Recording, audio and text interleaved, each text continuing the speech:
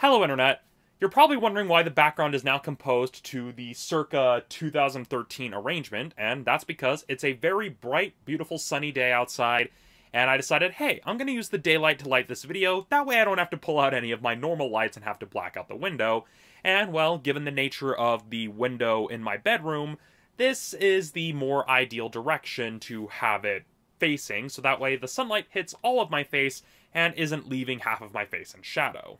It is currently the late morning, so kind of almost 10:45. Today is Sunday, December 31st, New Year's Eve, so the last day of 2017. And given that it is now literally the end of the year, I kind of wanted to take some time to reflect on the lessons that I've learned over the course of 2017. Because it's been a hell of a year. I mean, there's been a lot that's happened in the world, and I'm sure there's also been a lot that has happened in everyone's lives. I'm no different. There has been a lot of bad, but also a lot of good, and that's kind of what I want to focus on, because yeah, I could talk about my opinions of the first year under the Trump administration, but, well, what's the point? We've got 50 bajillion other channels that do that on a regular basis, and honestly, I don't feel like getting riled up here, because that's not the point of this video. This is more to focus on the lessons that I've learned, and how I hope to apply those lessons to my life going into 2018.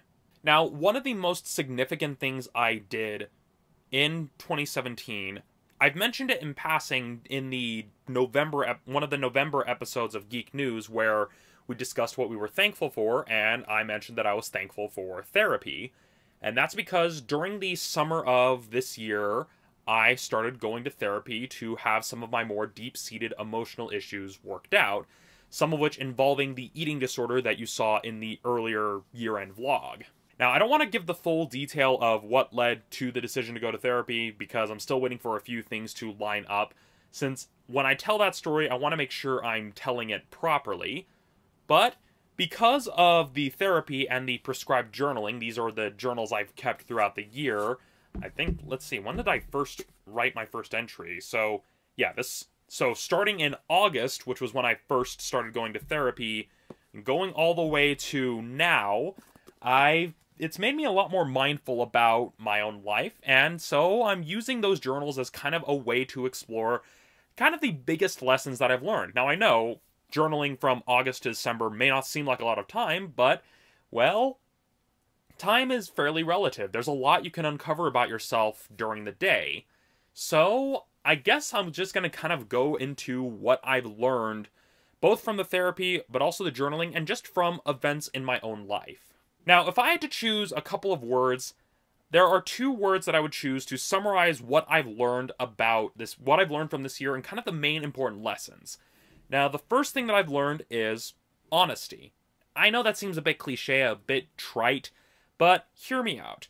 I'm not just meaning being honest in your day-to-day interactions with other people, which it is an important thing, and that's something I will elaborate later on, but the important thing that I've learned is being honest with yourself, being honest about your own emotions, about what you want to do, and how you want to spend your time, because that was something I struggled with throughout a lot of adolescence, of just not being honest with how I'm feeling. With most guys, we're taught to more or less keep our emotions secret, to basically conceal, don't feel, to borrow the phrasing from a Disney film that shall remain nameless, because that goddamn song. Anyway, we're often taught to not convey our emotions, that being emotionless is a sign of strength. Now, it's not as bad here in the United States as it is in, say, Asian countries, but it is still a problem a lot of boys and guys deal with when they are becoming adults, is how to properly handle their emotions. And the biggest lesson I've learned while journaling is being honest with myself about what it is that I'm feeling. So when I'm getting angry, rather than saying, oh, I'll deal with this later, it's just more like, okay, I am angry. This is why I am angry. This is what happened that made me angry. This is why it made me angry. And actually going through the process of acknowledging the emotion and allowing yourself to feel that emotion, rather than shoving it aside, rather than trying to bury it with other innocuous thoughts and other innocuous observations, because it's important to let yourself feel your feelings. I know that sounds like kind of a thing that a guidance counselor would say, but it's true. If you don't acknowledge your emotions, if you don't allow yourself to feel those emotions, it's only going to cause more problems down the line. It's only going to make you feel more miserable, and it's only going to make you feel more powerless. The second biggest lesson that I've learned, if I had to summarize it in one word, is communication. So first, you need to learn to be honest with your own emotions, honest about what you're feeling, about what you want, about what you need. And then the other key important lesson that I've learned is communication, of actually communicating those needs, those desires, those emotions to the people around you. Now, I'm not saying you have to completely share everything, but look at it this way. Say you work in an office building and your supervisor says, oh, hey, can you tackle on these extra projects on top of your already busy workload? In the past, I would have been the type of person who would have just taken it on, put it off until the last minute, only to have the work suffer as a result. Whereas the most important lesson that I've learned, and it's something that's helped both my personal life and my work life, is communicating to my coworkers of, oh, hey, sorry, I can't take on this project because I've got this, that, and the other. I can help with some of it. What takes priority? Or it's like a case of simply just saying no. Oh, sorry, I'm really busy with these other projects. I can't help you, but I may be able to find someone who can. Or it's a simple case of just telling people, sorry, I can't help you. I've got a lot on my plate. Out of everything that I've kind of learned this year, those are probably the two biggest takeaways, is being honest to yourself about what you're feeling, about what your emotions are, about what you're thinking, about what you're going through, as well as communicating your needs to the people around you that you work with or interact with. And again, it doesn't mean you have to share everything. It just means, okay, you need to communicate a clear need, something that you clearly need or want to another person, because how else are they going to know? Because as much as many people would like to think it, we're not mind readers. Humans do not have the capacity for telepathy, despite whatever quacks may be roaming in the distance. We do not have that ability. We have to use our words. I mean, it's what a lot of frustrated parents tell their toddlers, but it's true. If you want something, use your words. And honestly, it's because of those two lessons that I've both discovered new passions, but also rediscovered old ones. I mean, an example of a new passion I've discovered, I recently, and I guess by recently meaning in October, I took up fencing, which is a really fun sport. I've been really enjoying it. Granted, I can't practice currently because my back has decided to end the year in pain, but that's one thing that I've discovered that I've really enjoyed.